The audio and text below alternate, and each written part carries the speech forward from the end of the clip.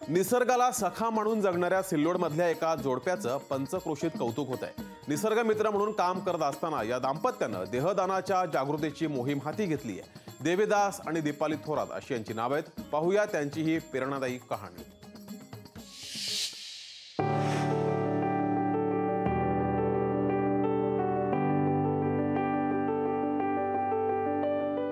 छत्रपती संभाजीनगर जिल्ह्यातील कन्नड तालुक्यातील नाचनवेल येथील देवीदास थोरात हा ध्येयवेडा युवक निसर्गाच्या संगोपनासाठी जीवाचं रान करत परिसरात झाडं जगवण्यासाठी धडपड करतोय।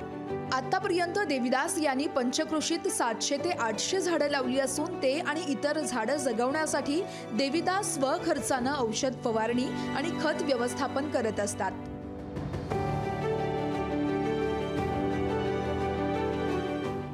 देवीदास यांच्या कार्याला हातभार लावण्यासाठी त्यांची सहचारिणीही पुढे सरसावली आहे। निसर्गाप्रती आपल्या पतीची निष्ठा आणि प्रामाणिकता पाहून संसाराचा गाडा ओढताना आपणही त्याला खंबीरपणे साथ देण्यासाठी पतीच्या पावलावर पाऊल टाकत दीपाली यांनीही त्यांची कास धरली आहे।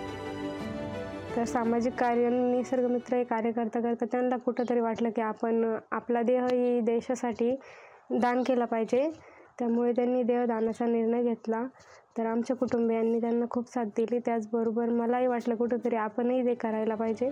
तर मीही देहदानाचा निर्णय घेतला। या युवा दाम्पत्याला मदत होईल या हेतूनं नाचनवेल येथील ग्रामस्थ देखील देवीदास आणि दीपालीच्या पाठीमागे उभे राहून त्यांना सातत्यानं प्रोत्साहित करत असतात। ग्रामस्थांनी तर देवीदास यांना निसर्गमित्र म्हणून नवीन ओळख निर्माण करून दिली आहे।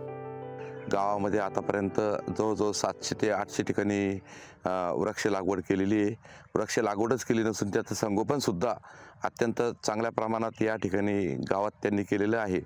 आणि स्वातंत्र्याच्या अमृत महोत्सवानिमित्त त्यांनी या ठिकाणी देहदानसुद्धा केलं आणि त्यांचं देहदान बघून त्यांच्या पत्नीनंसुद्धा वयाच्या 23व्या वर्षी देहदानाचा संकल्प केला। निसर्गमित्र देवीदास हे आपल्या कार्यातून लोकांना तितकेच प्रोत्साहित करत असतात। देवीदास यांनी काही महिन्यांपूर्वीच देहदानाचा निर्णय घेतलाय आणि त्याबद्दल समाजात जनजागृती करण्याचा चंगही बांधलाय। त्यांच्या पाठोपाठ त्यांच्या पत्नीनंही देहदानाचा निर्णय घेत आता हे दाम्पत्य निसर्गासोबतच देहदानाचं महत्त्व हे गावकऱ्यांना पटवून देत आहे। मी या ठिकाणी देहदान संकल्प केलेला आहे आणि माझ्यानंतर माझ्या पत्नीने देखील देहदानाचा संकल्प केलेला आहे आणि मरणोत्तर आपला देह हा राष्ट्राच्या आणि समाजाच्या उपयोगी यावा या उद्देशानं आम्ही देहदान केलेलं आहे। आणि माझ्यानंतर माझ्या पत्नीनं केला, त्यानंतर माझ्या कुटुंबातील भाऊ वडील हे देखील देहदान करतील। देवीदास आणि दीपाली थोरात या दाम्पत्याची मातीशी जोडलेली नाळ अनेकांसाठी प्रेरणादायी ठरते। सिल्लोडमधून अनिल साबळे, लोकशाही मराठी, छत्रपती संभाजीनगर।